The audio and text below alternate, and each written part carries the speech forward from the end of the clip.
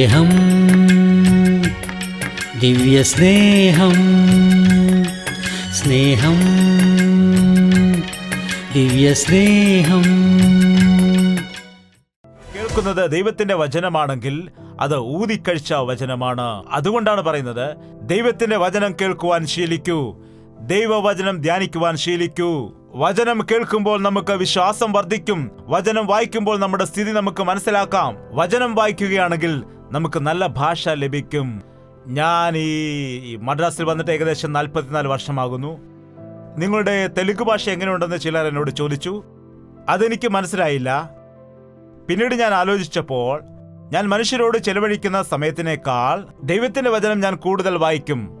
അതുകൊണ്ട് ദൈവവചനം തെലുങ്കിൽ വായിച്ചുകൊണ്ടിരിക്കുമ്പോൾ ആ നല്ല ദൈവത്തിന്റെ വചനത്തോട് കൂടിയതായ വാക്കുകൾ, ഇപ്പോൾ ഞാൻ 2 റെഫറൻസ് ആണ് നിങ്ങൾക്ക് കാണിച്ചത്. എന്നാൽ ഞാൻ പറഞ്ഞ വാക്കുകളിൽ എത്ര ദൈവവചനം പറഞ്ഞുവെന്ന് നിങ്ങൾ നോട്ട് ചെയ്ത് നോക്കിയാൽ അരമണിക്കൂർ പ്രസംഗത്തിൽ ഏകദേശം 100-ൽ കൂടുതൽ ദൈവത്തിന്റെ വചനത്തിന്റെ റെഫറൻസുകൾ എൻ്റെ പ്രസംഗത്തിൽ കാണുവാൻ കഴിയും. നീ എന്താണോ വായിക്കുന്നത്, എന്താണോ കേൾക്കുന്നത്, അതായിരിക്കും നീ സംസാരിക്കുന്നത്. ഒന്നിനും കൊള്ളാത്തതായ ചീത്തത്തരം കേൾക്കുകയാണെങ്കിൽ അതായിരിക്കും നീ സംസാരിക്കുന്നത്. എന്താണ്? ഗർഭിണിയായിരിക്കുന്ന സ്ത്രീകൾ, നിങ്ങളുടെ കുഞ്ഞുങ്ങളെക്കുറിച്ച് ശ്രദ്ധിക്കുക. ഇവൻ വളരെ കുറുമ്പനാണ്, ഇവനൊരു വഴക്കാളിയാണ് എന്നൊക്കെ കുഞ്ഞുങ്ങളെക്കുറിച്ച് അമ്മമാർ പറയാറുണ്ട്. എന്താണ്? 2-3 വയസ്സ് പ്രായമാകുമ്പോഴേക്കും അവന് നിങ്ങളൊരു പേര് കൊടുത്തിരിക്കുന്നു. വഴക്കാളിയാണ്, കുറുമ്പനാണ്, കുസൃതിക്കാരനാണ്, പറഞ്ഞാൽ കേൾക്കില്ല, അനുസരണമില്ലാത്തവൻ. എങ്ങനെയാണ് പഠിച്ചത്? നിങ്ങളിൽ നിന്ന് തന്നെയാണ് പഠിച്ചത്. എങ്ങനെയാണ് പഠിച്ചത്? നിങ്ങളുടെ വയറ്റിലായിരുന്ന സമയത്ത് നിങ്ങൾ സംസാരിക്കുന്നത് കേട്ടിട്ട് അവൻ പഠിച്ചെടുത്തിട്ട് അതാണ് ഇപ്പോൾ സംസാരിക്കുന്നത്. എങ്ങനെയാണ് പഠിച്ചത്? മാതാവിന്റെ ഗർഭത്തിലുള്ള ശിശു 3-ാം മാസമോ 4-ാം മാസമോ 5-ാം മാസമോ ആകുമ്പോൾ മാതാവിന്റെ ശബ്ദം കേൾക്കും. മാതാവിന്റെ രീതികളും മറ്റും കുഞ്ഞിനെ മനസ്സിലാക്കാനും കഴിയും. അതുകൊണ്ടാണ് നമ്മുടെ സംസാര ഭാഷയ്ക്ക് നാം പറയുന്നത് മാതൃഭാഷ. ആരുടെയാണ്? അപ്പന്റെ ഭാഷയെന്നല്ല, അമ്മയുടെ ഭാഷ എന്നാണ് പറയുന്നത്. കാരണം മാതാവിന്റെ വയറ്റിൽ നിന്ന് നാം പഠിച്ചതാണ്. ഗർഭിണിയായിരിക്കുമ്പോൾ നീ സ്നേഹത്തോടെ സംസാരിച്ചാൽ സ്നേഹത്തോടെ സംസാരിക്കുന്ന കുഞ്ഞ് ജനിക്കും. നീ കോപത്തോടെ സംസാരിക്കുകയാണെങ്കിൽ കോപത്തോടെ സംസാരിക്കുന്ന കുഞ്ഞ് ജനിക്കും. അതുപോലെ മലയാളം സംസാരിച്ചാൽ മലയാളം സംസാരിക്കുന്ന കുഞ്ഞ് ജനിക്കും. ഇംഗ്ലീഷ് സംസാരിച്ചാൽ ഇംഗ്ലീഷ് സംസാരിക്കുന്ന കുഞ്ഞ് ജനിക്കും. എന്താണ്? ഗർഭിണിയായിരിക്കുന്ന സമയത്ത് നിനക്കൊരു നല്ല കുഞ്ഞ് ജനിക്കണമെന്നുണ്ടെങ്കിൽ ദൈവത്തിന്റെ വചനത്താൽ നിന്റെ ഹൃദയം നിറയ്ക്കണം. മറ്റുള്ളവരോട് നുണകൾ പറയരുത്, പരസ്പരം കുറ്റം പറയരുത്. നിങ്ങളുടെ അമ്മ എന്നോട് പോരാണ് നിങ്ങൾ വീട്ടിലില്ലാത്ത സമയത്ത് എന്ന് പറഞ്ഞാൽ ആ ഭർത്താവിന് എന്ത് തോന്നും? അപ്പോൾ അമ്മയെ ഇഷ്ടമാണോ അല്ലയോ? അമ്മയെ ഇഷ്ടമല്ലേ? കല്യാണം കഴിഞ്ഞാൽ പിന്നെ ഇഷ്ടമല്ലെന്നാണോ? കല്യാണം കഴിഞ്ഞാലും ഭർത്താവിന് അമ്മയോട് ഇഷ്ടമാണ്. അതുകൊണ്ട് എന്താണ് ഇവിടെ സംഭവിക്കുന്നത്? ഭാര്യ അമ്മയെക്കുറിച്ച് പറഞ്ഞതായ വാക്കുകൾ എന്താണ്? അവൻ്റെ ഹൃദയത്തിൽ ആ പോയിസൺ കുറച്ച് കയറി. നിങ്ങളുടെ അമ്മയ്ക്ക് സ്നേഹമില്ല, എന്താണ്, പിശുക്കിയാണ്. അങ്ങനെ കുറച്ചു നാൾ കഴിഞ്ഞിട്ട് എന്താണ് സംഭവിക്കുന്നത്? അമ്മയോട് ദേഷ്യം വന്നിട്ട് ആ മകൻ അമ്മയ്ക്ക് നേരെ തിരിയുവാൻ ഇടയാകും. അതുകൊണ്ട് ദയവ് ചെയ്ത് നാം സ്നേഹം വർദ്ധിപ്പിക്കുകയല്ലാതെ, ചില അമ്മായിമ്മമാരാണെങ്കിൽ ഭാര്യയെക്കുറിച്ച് ഇങ്ങനെ പറഞ്ഞുകൊണ്ടേയിരിക്കും. ഡാ, നിന്റെ ഭാര്യ അങ്ങനെ ചെയ്തു, ഇങ്ങനെ ചെയ്തു എന്നൊക്കെ കുറ്റം പറയും. എന്താണടി അങ്ങനെ ചെയ്തോ എന്ന് ചോദിക്കും. എന്താടാ നീ നോക്കി നിൽക്കുന്നത്, അവക്കിട്ടൊന്ന് കൊടുക്കുമെന്ന് അപ്പൻ പറയും. അപ്പം പറഞ്ഞല്ലേ, വലിച്ചൊരെണ്ണം അങ്ങോട്ട് കൊടുത്തു. മർമ്മത്തിൽ എവിടെ ആടിക്കൊണ്ടിട്ട് മരിച്ചു പോകാനിടയായി. ഇപ്പോഴാരാണ് ജയിലിൽ പോകേണ്ടത്? എല്ലാവരും പോണം. ദേഷ്യപ്പെട്ട് പറയുന്ന വാക്കുകൾ, ഭിന്നിപ്പിക്കുന്നതായ വാക്കുകൾ, ദോഷം വരുത്തുന്നതായ വാക്കുകൾ, മറ്റുള്ളവരെ ദേഷ്യം പിടിപ്പിക്കുന്നതായ വാക്കുകളൊന്നും നമ്മുടെ വായിൽ നിന്ന് വരുവാൻ പാടില്ല. ദോഷം പറയാൻ വേണ്ടി നീ വായി തുറക്കുന്നു, നീ അപവാദം പറയുന്നു, സഹോദരന് നേരെ ദോഷം പറയുന്നു, നിന്റെ അമ്മയുടെ മകന് നേരെ നീ അപമാനം പറയുന്നു. അമ്മയുടെ മകൻ നിനക്ക് ആരാകുന്നു? നിനക്കാരാണ്? സഹോദരങ്ങൾ തമ്മിലും വഴക്കാണ് ഈ കാലത്ത്. സഹോദരങ്ങൾ എന്തുകൊണ്ടാണ് അങ്ങോട്ടും ഇങ്ങോട്ടും വഴക്കുണ്ടാക്കുന്നത്, വിദ്വേഷിക്കുന്നത്? സ്വന്തം സഹോദരിമാർ തമ്മിലും എന്തുകൊണ്ടാണ് ഈ കാലത്ത് അങ്ങോട്ടും ഇങ്ങോട്ടും പറഞ്ഞ് വഴക്കുണ്ടാക്കുന്നത്, അങ്ങോട്ടും ഇങ്ങോട്ടും അസൂയപ്പെടുന്നത്? എത്രയോ കുടുംബങ്ങളിൽ ഇങ്ങനെ നടക്കുന്നുണ്ട്. നീ യഥാർത്ഥമായി സ്നേഹമുള്ള വ്യക്തിയാണെങ്കിൽ നിന്റെ സ്വന്തം സഹോദരിയെ മാത്രമല്ല, മറ്റുള്ളവരെ സ്വന്തം സഹോദരിയെ പോലെ സ്നേഹിക്കും. സ്വന്തം അനുജനെ മാത്രമല്ല, മറ്റ് ഉള്ളവരെയും സ്വന്തം സഹോദരനെ പോലെ സ്നേഹിക്കാനിടയാകും. നീ ഭക്തി പറഞ്ഞുകൊണ്ട് നിന്റെ ജീവിതത്തിൽ വ്യഭിചാരികളുമായി നീ സമ്പർക്കം കൂടുന്നു, കള്ളന്മാരോട് അനുകൂലപ്പെടുന്നു, ദോഷം ചെയ്യാൻ വേണ്ടി പ്രവർത്തിക്കുന്നു, കപടം പറയുന്നു, അപവാദം പറയുന്നു, ഇല്ലാത്ത കാര്യങ്ങൾ പറയുന്നു. നീ ഇരുന്നു നിന്റെ സഹോദരന് വിരോധമായി സംസാരിക്കുന്നു. 21 വാക്യം, ഇവ നീ ചെയ്തു ഞാൻ മിണ്ടാതിരിക്കയാൽ. നീ എന്തൊക്കെ ചെയ്തിട്ടും ദൈവം എന്താണ് പറയുന്നത്? ഒന്നും മിണ്ടാതെ ഇരിക്കുകയാണ്. അപ്പോൾ നീ എന്താണ് വിചാരിക്കുന്നത്? ഞാനും നിന്നെ പോലെയുള്ളവനെന്ന് നീ വിചാരിക്കുകയാണ്. ദുഷ്പ്രവർത്തിക്കുള്ള ശിക്ഷാവിധി തൽക്ഷണം നടക്കായിക കൊണ്ട് മനുഷ്യർ ദോഷം ചെയ്യുവാൻ ധൈര്യപ്പെടുന്നു എന്ന് വചനം പറയുന്നു. ദുഷ്പ്രവർത്തിക്ക്, അതായത് ദോഷപ്രവർത്തിക്ക് വരേണ്ടതായിരിക്കുന്ന ശിക്ഷ തൽക്ഷണം വരാതിരിക്കുന്നത് കൊണ്ട് ഭയമില്ലാതെ ധൈര്യത്തോടെ പാപം ചെയ്യുന്നു. ദൈവത്തിന്റെ സ്നേഹത്തെ തള്ളിക്കളയുന്നു. വമ്പു പറയുന്ന നാവിനെ യഹോവ ഛേദിച്ചു കളയുമെന്ന് വചനത്തിൽ പറയുന്നു. ഇന്ന് ദൈവം ഒരു കത്തിയൊക്കെ കൊടുത്ത് ഒരു ദൂതനെ അയക്കുകയാണ് എന്ന് വിചാരിക്കുക. ദൈവ സന്ദേശം കേൾക്കുവാൻ വന്നിരിക്കുന്നവർ എല്ലാവരും കള്ളം പറഞ്ഞ എല്ലാവരുടെയും നാവുകൾ അറുത്തു കളയാൻ പറയുകയാണെങ്കിൽ ഇവിടെ എത്ര പേർക്ക് നാക്ക് ഉണ്ടായിരിക്കും? കള്ളം പറയുമ്പോൾ, വമ്പ് പറയുമ്പോൾ നിന്റെ നാവ് ഊരിപ്പോവുകയാണെന്ന് വിചാരിക്കുക. പിന്നീട് നിന്റെ അടുത്ത് നിൽക്കുന്നവർ ആരെങ്കിലും കള്ളം പറയുമോ? അല്ലെങ്കിൽ നിന്റെ എതിരെ നിൽക്കുന്നവർ ആരെങ്കിലും കളവ് പറയുമോ? ശരി, സാരമില്ല. അവരുടെ നാവ് എന്തിനാണ് കളയുന്നത്? എന്തിനാണ് അവരെ ഇപ്പോൾ ശിക്ഷിക്കുന്നത്? അവർ സ്വഭാവമൊക്കെ മാറ്റും. ആ നാവ് കൊണ്ട് എന്നെ പിന്നീട് സ്തുതിക്കും, എന്നോട് പ്രാർത്ഥിക്കും എന്ന് പറഞ്ഞ് ദൈവം ക്ഷമ കാണിക്കുമ്പോൾ മനുഷ്യർ എന്താണ് ചിന്തിക്കുന്നത്? ദൈവമുണ്ടോ ഇപ്പോൾ? ദൈവം ജീവിക്കുന്നുണ്ടോ? ദൈവം എന്താണ് ചെയ്തത്? ദൈവം എന്താണ് നൽകിയത് എന്ന് പറയുന്ന അനേകം ആളുകളുണ്ട്. ഇവിടെ പറയുന്നു, ഇവ നീ ചെയ്ത് ഞാൻ മിണ്ടാതെ ഇരിക്കയാൽ ഞാൻ നിന്നെ പോലെയുള്ളവനാണെന്ന് നീ നിരൂപിച്ചു. എന്നാൽ ഞാൻ നിന്നെ ശാസിച്ചു, നിന്റെ കണ്ണിൻ മുൻപിൽ അവയെ നിരത്തിവെക്കും. നീ ചെയ്യുന്ന പ്രവൃത്തികളെ നിന്റെ കണ്ണിൻ മുൻപിൽ നിരത്തിവെക്കും. ഏത് സമയമാണ്, ഏത് ദിവസമാണ് എന്നൊക്കെ ഇപ്പോൾ ഫോൺ വന്നു കഴിഞ്ഞപ്പോൾ നമുക്കറിയാവുന്നതാണ്. ഏത് സമയം, ആരോട്, എത്ര നേരം സംസാരിച്ചു, ഏതു സമയത്താണ് സംസാരിച്ചത്, എല്ലാം ഫോണിൽ നമുക്ക് കാണുവാൻ കഴിയും. അത് നിരത്തിവെക്കാനിടയാകും. നിന്റെ ഫോൺ കോൾ ലിസ്റ്റ്, നിന്റെ ജീവിതം അതുപോലെ.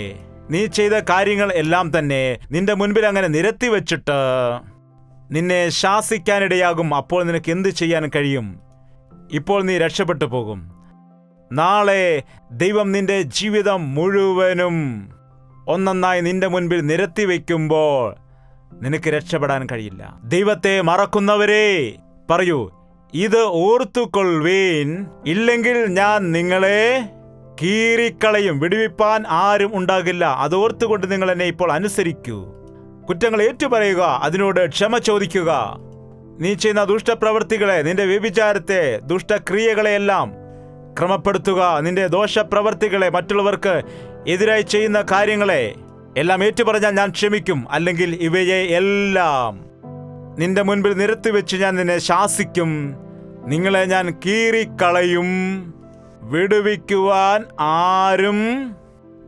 ഭർത്താവ് അടിച്ചാൽ സ്വന്തം വീട്ടിൽ പോകാൻ കഴിയും, അല്ലെങ്കിൽ ആരുടെയെങ്കിലും ബന്ധുക്കളുടെ വീട്ടിൽ പോകാം. ബന്ധുക്കൾ ഓടിച്ചാൽ സ്നേഹിതരുടെ വീട്ടിൽ പോകാൻ കഴിയും. സ്നേഹിതരെ ഓടിച്ചാൽ അല്ലെങ്കിൽ ഏതെങ്കിലും അനാഥാലയത്തിൽ പോകാൻ കഴിയും.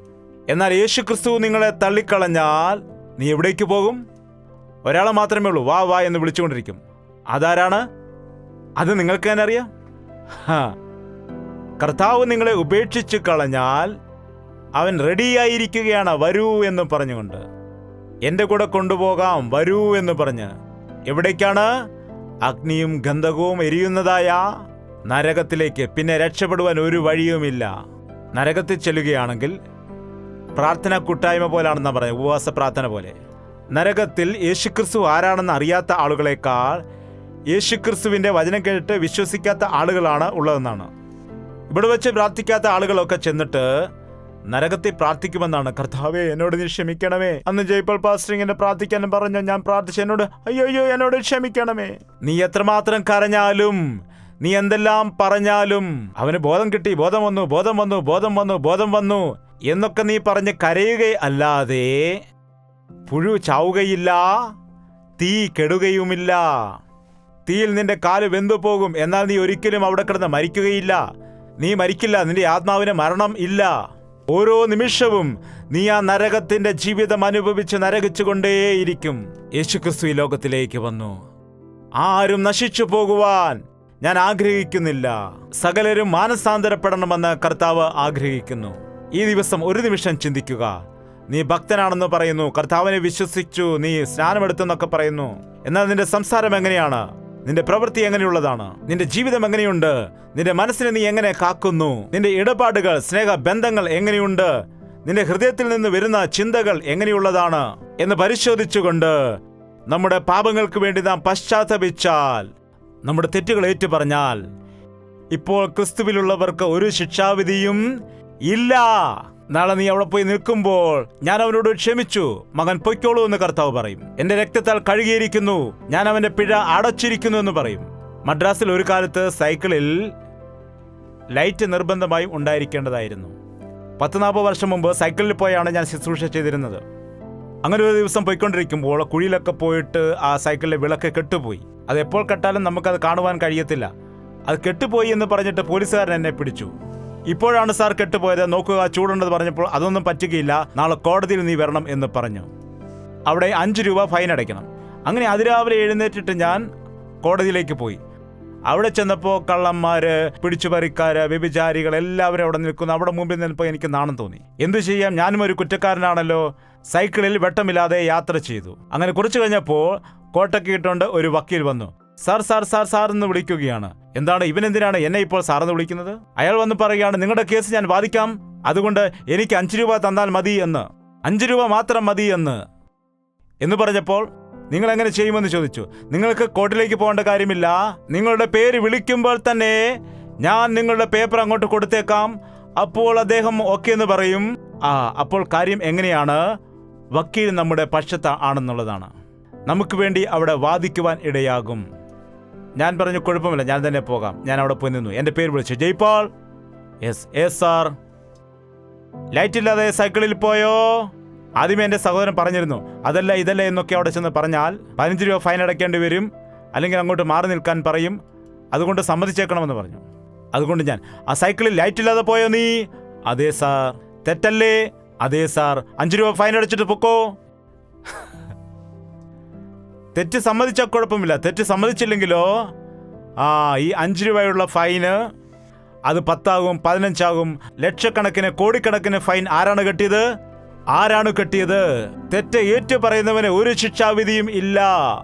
അങ്ങനെ ഏറ്റു പറയുന്നില്ല എങ്കിൽ നീ ചെയ്ത സകല തെറ്റിനും നീ കണക്ക് പറയേണ്ടി വരും, ശിക്ഷ അനുഭവിക്കണം. രക്ഷപ്പെടുത്തുവാൻ ആരും ഇല്ല. നരകത്തിൽ വീട് കഴിഞ്ഞ് നീ എത്രമാത്രം നിലവിളിച്ചാലും ഇവിടെയുള്ളവർക്ക് അങ്ങോട്ടും അവിടെയുള്ളവർക്ക് ഇങ്ങോട്ടും കടന്നു വരുവാൻ കഴിയാത്തവണ്ണം വലിയൊരു വിടവുണ്ട്. ആ ധനവാൻ നരകത്തിൽ വീഴാനിടയായി. പിന്നീട് കിടന്ന് നിലവിളിച്ചു, എന്നാൽ പ്രയോജനമില്ലായിരുന്നു. ഇതാണ് അനുകൂലമായിരിക്കുന്ന സമയം. ഇതാകുന്നു രക്ഷാദിവസം. യേശുക്രിസ്തുവിൽ വിശ്വസിക്കുന്നു എന്ന് പറയുന്നവർ എല്ലാവരും നിങ്ങളുടെ നോട്ടത്തിലും ഭാവത്തിലും പ്രവൃത്തിയിലുമെല്ലാം, നിങ്ങളുടെ നോട്ടത്തിൽ, നിങ്ങളുടെ ഭാവങ്ങളിൽ, നിങ്ങളുടെ പ്രവൃത്തികളിൽ ബൈബിളിൽ പറയുന്നത് പോലെ, യേശുക്രിസ്തു പറയുന്നത് പോലെ ജീവിക്കണം. ഒരുക്കമാണോ? ജീവിക്കുമോ? ജീവിക്കണം എന്നെനിക്ക് ആഗ്രഹമുണ്ട്, എന്നാൽ ജീവിക്കാൻ കഴിയുന്നില്ല. മദ്യപിക്കാതിരിക്കാൻ ആഗ്രഹമുണ്ട്, അതിന് കഴിയുന്നില്ല. നോക്കരുതെന്ന് അറിയാം, പക്ഷേ കഴിയുന്നില്ല. എനിക്കത് കഴിയുന്നില്ല. നമ്മെക്കൊണ്ടത് കഴിയില്ല. അതുകൊണ്ട് നാം എന്തു ചെയ്യണം? ഒരു പെൺകുട്ടി അവളുടെ അമ്മയ്ക്ക് ജന്മദിവസം ഗിഫ്റ്റ് കൊടുക്കാൻ വേണ്ടി ഒരു വലിയ ഗിഫ്റ്റ് പാത്രം വാങ്ങിക്കുവാൻ ഇടയായി. അവളുടെ ഡാഡിയോട് പറഞ്ഞു, ഡാഡി, ആ ഗിഫ്റ്റ് ഞാൻ തന്നെ കൊണ്ടു കൊടുക്കാം. അപ്പോൾ പറഞ്ഞു, നീ എങ്ങനെയാണ് കൊടുക്കുന്നത്? അത് വലുതാണല്ലോ, നിനക്കത് എടുത്തോണ്ട് നടക്കാൻ കഴിയുമോ? അപ്പോൾ പറഞ്ഞു, അതൊന്നും കുഴപ്പമില്ല, ആദ്യം എനിക്ക് ആ ഗിഫ്റ്റ് തരൂ. ഇല്ല മോളെ, നീ വീണു പോകാനിടയാ, നിനക്ക് കഴിയില്ല, എനിക്ക് ആദ്യം ഗിഫ്റ്റ് താ. അങ്ങനെ ആ ഗിഫ്റ്റ് കുട്ടിയുടെ കയ്യിൽ കൊടുത്തു. ആ കുട്ടി ഗിഫ്റ്റ് വാങ്ങിയിട്ട് പറയുകയാണ്, എന്നെ ഇനി എടുക്കൂ. എന്നെ എടുത്തുകൊണ്ട് അമ്മയുടെ അരികിലേക്ക് കൊണ്ടുപോകൂ എന്ന് പറഞ്ഞു. നമുക്ക് കഴിയാത്ത കാര്യങ്ങൾ എന്താണ് നാം ചെയ്യേണ്ടത്? യേശുവിന്റെ അടുക്കല് പറഞ്ഞു, കർത്താവേ, എനിക്ക് കഴിയത്തില്ല, എന്നെ നീ എടുക്കണം. എന്താണ്? എന്നെ സഹായിക്കൂ, ഇത് ചെയ്യാതിരിക്കുവാൻ എനിക്ക് കൃപ തരണം. നീ എന്നെ തിരിക്കുകയാണെങ്കിൽ ഞാൻ തിരിയുവാനിടയാകും. നീ എന്നെ സഹായിക്കുകയാണെങ്കിൽ ഞാൻ ഈ പാപത്തെ ജയിക്കും. അതുകൊണ്ടാണ് യേശുക്രിസ്തുവിൽ ആശ്രയിക്കണമെന്ന് നാം പറയുന്നത്. അവൻ നമ്മുടെ മാതാപിതാക്കളെക്കാൾ നമ്മെ സ്നേഹിക്കുന്ന ദൈവമാണ്, നമ്മെ വഹിക്കുന്നവനാണ്, നമ്മെ നടത്തുന്നവനാണ്, നമുക്ക് വേണ്ടി തൻ്റെ പ്രാണനെ നൽകിയവനാണ്. യേശുക്രിസ്തു നിന്നിലുണ്ട് എങ്കിൽ പാപത്തെ ജയിക്കാം, ലോകത്തെ ജയിക്കാം, പിശാചിനെ ജയിക്കാം. കാരണം നിങ്ങളിൽ ഉള്ളവൻ ലോകത്തിൽ ഉള്ളവനേക്കാൾ വലിയവനാണ്. പൗലോസ് പറഞ്ഞു, എന്നെ ശക്തനാക്കുന്നവൻ മുഖാന്തരം ഞാൻ സകലത്തിനും മതിയായവനെന്ന്. ഞാൻ ബലഹീനൻ ആകുന്നുവെങ്കിലും ഞാൻ ബലവാനാണ്. ബലഹീനത എന്റേതാണ്, ബലമാരുടേതാണ്? നമ്മുടെ ദൈവത്തിൻ്റെത്. കർത്താവേ, എന്നെ സഹായിക്കണമേ, എന്നെ ബലപ്പെടുത്തണമേ എന്ന് നാം പ്രാർത്ഥിച്ചാൽ ദൈവം നിനക്ക് പാപത്തെ ജയിക്കുവാനായി, നിന്റെ സ്വഭാവത്തെ മാറ്റുന്നതിനായി, നിന്റെ ചിന്തകൾ മാറ്റുന്നതിനായി, നിന്റെ ഹൃദയത്തെ മാറ്റിക്കൊണ്ട് പുതിയ ജീവിതം നൽകുന്നതിന് കർത്താവ് മതിയായവനാണ്. പരിശുദ്ധാത്മാവ് അപ്പോൾ തന്നെ നമ്മെ ആശ്വസിപ്പിച്ച്, നമ്മെ ബലപ്പെടുത്തി, നമ്മെ സർവ്വ സത്യത്തിലേക്കും നാം എപ്പോൾ എങ്ങനെയായിരിക്കണമെന്ന് നമ്മോട് പറഞ്ഞു തന്ന് നമ്മെ വഴി നടത്തുകയും അങ്ങനെ സകല സത്യത്തിലേക്കും നമ്മെ വഴി നടത്തുകയും ചെയ്യുന്നു. ഹല്ലേലൂയ! എഴുന്നേറ്റ് നിൽക്കാം, നമുക്ക് പ്രാർത്ഥിക്കാം. പ്രാർത്ഥന. കർത്താവേ, എന്നെ സഹായിക്കുമാറാകണമേ. എൻ്റെ സ്വഭാവം മാറ്റണമേ. എൻ്റെ വാക്കുകൾ ശരിയല്ലാത്തതുകൊണ്ട് പ്രശ്നങ്ങൾ ഉണ്ടാകുന്നു. എൻ്റെ ഭർത്താവിനും എനിക്കും മധ്യേ സമാധാനം ഇല്ല. എൻ്റെ കുടുംബത്തിൽ ഐക്യത ഇല്ല. എൻ്റെ ജീവിതത്തിൽ സമാധാനം ഇല്ല. പിതാവേ, എൻ്റെ ജോലി നഷ്ടപ്പെട്ടിരിക്കുന്നു. എൻ്റെ ഭാര്യ പിണങ്ങിപ്പോയിരിക്കുന്നു. എൻ്റെ മക്കളും പിണങ്ങിപ്പോയിരിക്കുന്നു. എൻ്റെ ജീവിതത്തിൽ സമാധാനമില്ല. ദുശ്ശീലങ്ങൾക്ക് ഞാൻ അടിമയായിരിക്കുന്നു. യേശുവേ, എൻ്റെ ജീവിതത്തെ നീ മാറ്റണമേ. ഞെരുക്കമുള്ള വഴിയെ പോകുന്നതിനായി, ക്രൂശെടുത്ത് നിന്നെ അനുഗമിക്കുന്നതിനായി, അന്ത്യം വരെ വിശ്വസ്തയോടെ ജീവിക്കുന്നതിനായി എന്നെ സഹായിക്കണമെന്ന് കർത്താവിനോട് പറയുക. ദൈവത്തിന്റെ വചനങ്ങൾ കേൾക്കുന്നു, ദൈവവചനമെല്ലാം അറിയാം. എന്നാൽ വചനപ്രകാരം നീ ജീവിക്കുന്നുണ്ടോ? ആ വചനം നിന്റെ ഹൃദയത്തിൽ നിറച്ച് നീ ധ്യാനിക്കുന്നുണ്ടോ? എല്ലാവരും വായ് തുറന്നിട്ട് പ്രാർത്ഥിക്കുക. പരിശുദ്ധനായ സ്നേഹമുള്ള പിതാവേ, ഒരിക്കൽ കൂടി നിന്റെ നാമത്തിൽ കടന്നു വന്നിരിക്കുന്ന നിന്റെ മക്കളെയെല്ലാം നീ നോക്കണമേ. നിന്റെ ഇഷ്ടമുള്ളവരായി ഞങ്ങളെ മാറ്റണമേ. നിന്നിൽ വിശ്വസിച്ച് സ്നാനമേറ്റിരിക്കുന്നതായ ഞങ്ങൾ വിശ്വസ്തയോടെ നിന്റെ സാക്ഷിയായി ജീവിക്കുവാൻ, ഭയമില്ലാതെ നിന്നിൽ വിശ്വസിച്ചുകൊണ്ട് മുൻപോട്ട് പോകുവാൻ, ഞങ്ങളുടെ ആത്മീയ ജീവിതത്തിൽ നിന്റെ കാലടികളെ പിന്തുടർന്ന് ജീവിക്കുവാൻ ഞങ്ങളെ സഹായിക്കുമാറാകണം. ലോകത്തെ സ്നേഹിച്ച ലോത്തിന്റെ ഭാര്യയെ പോലെ ഉപ്പുതൂണായിട്ട് മാറിപ്പോകാതെ, ലോകത്തെ സ്നേഹിച്ചതായ ദേമയെപ്പോലെ ലോകത്തിൽ ചിതറിപ്പോകാതെ, യേശുവിലേക്ക് നോക്കിയിട്ട് മുമ്പിലുള്ള ലാക്കിലേക്ക് സ്ഥിരതയോടെ ഓടുവാനുള്ള കൃപ ഞങ്ങൾക്ക് നൽകണമെന്ന്. അതേ കർത്താവ്, ഞങ്ങളുടെ പാപത്താൽ ഞങ്ങൾക്ക് സമാധാനം നഷ്ടപ്പെട്ടിരിക്കുകയാണ്. രോഗങ്ങൾ വരുത്തി വച്ചിരിക്കുകയാണ്. പ്രശ്നങ്ങൾ ഉണ്ടാക്കി വച്ചിരിക്കുകയാണ്. ഞങ്ങളോട് ക്ഷമിക്കണമേ ദൈവമേ. ഞങ്ങളുടെ പാപങ്ങളെ ക്ഷമിക്കണമേ. ഞങ്ങൾക്ക് സൗഖ്യം നൽകണമേ. ഞങ്ങളുടെ സങ്കടങ്ങൾ മാറ്റിയിട്ട് ഞങ്ങൾക്ക് സമാധാനം പകരണമേ. ഞങ്ങളിലെ ശാപം മാറ്റണമേ. ഞങ്ങൾ ചെയ്യുന്ന പ്രവൃത്തികളിൽ അനുഗ്രഹം കാണുവാൻ സഹായിക്കണമേ. ഇപ്പോൾ ആരൊക്കെയാണ് രോഗികളായിട്ട് ഇരിക്കുന്നത്? നസ്രയനായ യേശുക്രിസ്തുവിന്റെ നാമത്തിൽ സകലവിധ രോഗത്തിന്റെ അവസ്ഥയെയും സൗഖ്യപ്പെടുത്തുകയാണ് കർത്താവേ. അത് തൈറോയ്ഡ് ആകട്ടെ, ഷുഗർ ആകട്ടെ, BP ആകട്ടെ, അത് ഗർഭപാത്രത്തിലുള്ള ഫൈബ്രോയിഡ്സ് ആകട്ടെ, ശരീരത്തിലെ രക്തത്തിലെ അണുബാധയാകട്ടെ, എയ്ഡ്സ് ആയിക്കോട്ടെ, ക്യാൻസർ ആയിക്കൊള്ളട്ടെ, എന്തായാലും നിനക്ക് അസാധ്യമായതൊന്നുമില്ലെന്ന് പറഞ്ഞതായ കർത്താവേ, നിന്റെ രക്തത്താൽ കഴുകി അവരുടെ തെറ്റുകൾ ക്ഷമിച്ച് അവരെ ശുദ്ധീകരിച്ച് സൗഖ്യം കൊടുത്തിട്ട് അയക്കണമേ കർത്താവേ. പ്രശ്നങ്ങളിലായിരിക്കുന്നു, ഭാര്യ ഭർത്താവ് മധ്യേ സമാധാനമില്ലെന്ന് പറയുന്നവർ, അവരുടെ ജീവിതത്തിൽ നിന്റെ സ്നേഹം അറിയുവാൻ കൃപ കൊടുക്കണമേ. കടബാധ്യതയിലായിരിക്കുന്നു, വേദനയിലായിരിക്കുന്നു, അധ്വാന ഫലമൊന്നുമില്ലാതെ നന്മ പ്രാപിക്കാൻ കഴിയാതെ ദിനംതോറും ഞങ്ങൾ തകർന്നു പോകുന്നു, നശിച്ചു പോകുന്നു എന്ന് പറയുന്ന ആളുകളെ, ഇന്നു മുതൽ ഞാൻ നിങ്ങളെ അനുഗ്രഹിക്കുമെന്ന വാഗ്ദത്ത വചനത്താൽ അയക്കണമേ. ശാപത്തെ അനുഗ്രഹമാക്കി മാറ്റണമേ. കണ്ണുനീരിനെ ആനന്ദ ബാഷ്പമായി മാറ്റണമേ. നിരാശയുടെയും ദുഃഖത്തിന്റെ അവസ്ഥയിൽ നിന്ന് സമാധാനം കൊടുക്കണമേ. പിശാചിന്റെ തന്ത്രങ്ങളിൽ കുടുങ്ങിക്കിടക്കുന്നതായ സകല വ്യക്തികളെയും നസറേനായ യേശുക്രിസ്തുവിന്റെ നാമത്തിൽ വിടുവിക്കുകയാണ് കർത്താവേ.